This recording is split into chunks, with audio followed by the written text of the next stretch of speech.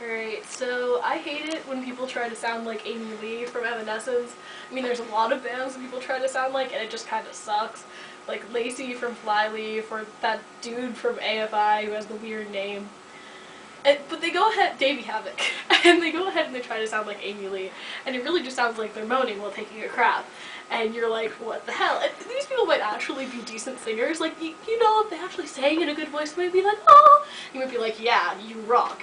But no, they want out in the whole sort of thing, so they're like, oh, you know, like, going under. And you're like, no, just don't do that ever again for the rest of your life and save my future children.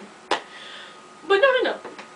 Finally they think, okay, maybe that's not the best thing. So they try to do duets. And like, all this crazy stuff trying to convince you now that they can sing like Amy Lee. The problem is the only famous duet that Evanescence has ever done involves a guy kind of scream singing sort of thing.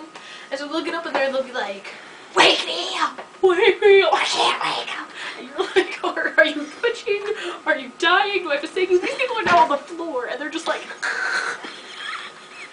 they look like a cockroach who just stepped on a stiletto heel. And you're wondering what's wrong with them, but they're trying to convince you that they're good singers. And then in the end, like, you know, it starts off, I think there's like a disease or something, because it starts off that they seem okay.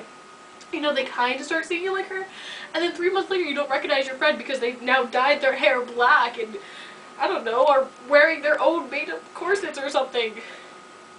I don't really know what else to say.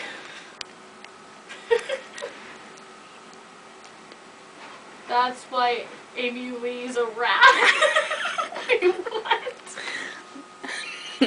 That's her Amy Lee rant. Oh, that